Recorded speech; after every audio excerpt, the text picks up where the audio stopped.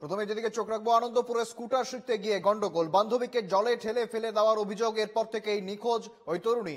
আনন্দপুরের খালে ডুবুরি নামিয়ে তল্লাশি। ঘটনার পর থেকে পলাতক অভিযুক্ত রোহিত আগরওয়াল। দুজনেই 55 গ্রামের এলাকার বাসিন্দা।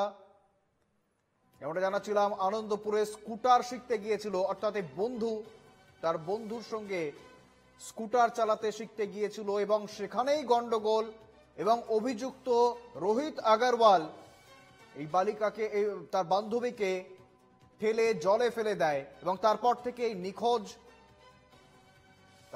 নিখোঁজ। বর্তমানে এখনো পর্যন্ত তার খোঁজ চলছে। পুকুরে ডুবুরি নামানো হয়েছে এবং ডুবুরি নামিয়ে খোঁজ চলছে। বান্ধবীকে রীতিমতো জলে ঠেলে দিয়ে রোহিত আগরওয়াল এখনো পর্যন্ত পলাতক। তারও এখনো পর্যন্ত খোঁজ পাওয়া যায়নি। পাশাপাশি যে বান্ধবীকে জলে ফেলা হয়েছিল তারও এখনো পর্যন্ত খোঁজ পাওয়া যায়নি। এখনো পর্যন্ত পুকুরে রয়েছেন ডুবুরিরা। সরাসরি আমাদের সামনে সেই চিত্র তুলে ধরছেন আমাদের প্রতিনিধি সুস্মিত মজুমদার। সুস্মিত, এখনো পর্যন্ত যে ছবি দেখতে পাচ্ছি, ডুবুরি রয়েছে পুকুরে, এলাকায় প্রচুর ভিড় জমেছে। অভিযুক্ত কোথায় বা এখনো পর্যন্ত যাকে জলে ফেলা হয়েছে তার কি কোনো খোঁজ পাওয়া যাচ্ছে? কি রয়েছে গোটা ঘটনা, সুস্মিত?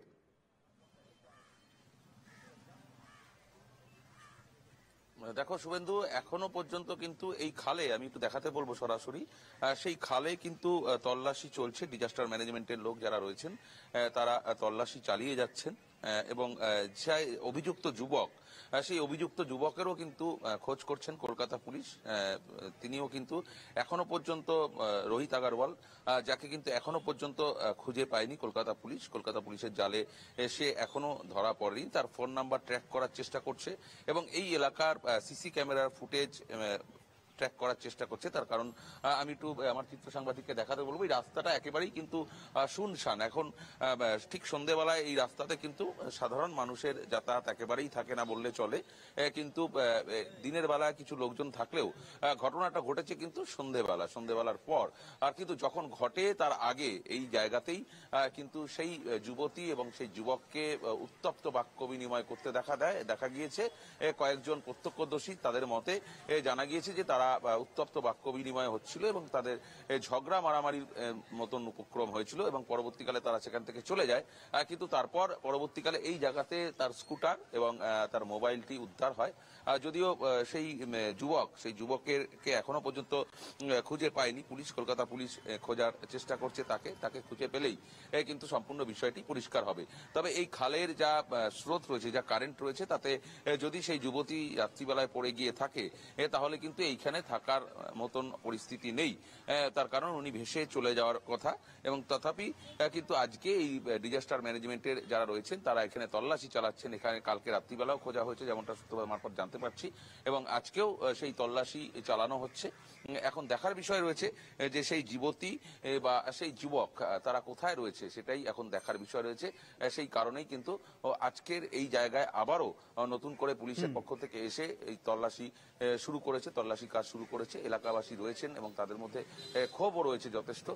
একেবারে তুমি যেমনটা জানাচ্ছ সুস্মিত, এলাকাবাসীর মধ্যে যথেষ্ট ক্ষোভ রয়েছে এবং যেমনটা জানা যাচ্ছে দুজনেই কিন্তু স্থানীয় বাসিন্দা এবং তার আশেপাশেই তাদের বাড়ি ছিল। ঠিক কি জানাচ্ছেন স্থানীয় বাসিন্দারা? তারা কি এই ঘটনার সময় দেখেছেন কিছু, বা পাশাপাশি কি অভিযোগ রয়েছে তাদের, যদি কারোর সঙ্গে কথা বলা যায় সুস্মিত? দেখো, সেই সময় যারা এখানে ছিলেন তারা এখন এই মুহূর্তে এখানে উপস্থিত নেই। যদিও তারা কিন্তু যারা প্রত্যক্ষদর্শী ছিলেন, যারা পুলিশের সূত্রে আমরা যেটা জানতে পারছি, যখন পুলিশে এই বিষয়টি অভিযোগ হয় তখন পুলিশ তল্লাশি করে এবং সেই সময়ে কারা এখানে ছিলেন তাদেরকে যোগাযোগ করার চেষ্টা করেন এবং তাদের কাছ থেকেই কিন্তু জানা যায় যে এই যুবতী সন্ধ্যাবেলায় এখানে তারা ঝগড়া হচ্ছিল এবং তাদের মধ্যে উত্তপ্ত বাক্য বিনিময় হচ্ছিল এবং পরবর্তীকালে এই স্কুটার এবং মোবাইল এখান থেকে উদ্ধার হয়। তারপর সেই যুবতী কোথায় বা সেই যুবক কোথায় সেটা কিন্তু জানা যায় না। প্রাথমিকভাবে সাধারণ মানুষ মনে করেছেন সেই যেহেতু তাদের মধ্যে ঝগড়া মারামারি হচ্ছিল, সেই কারণে সেই যুবক এই যুবতীকে ঠেলে এই খালে ফেলে দিতে পারে বলেই তাদের প্রাথমিকভাবে অনুমান করেছেন।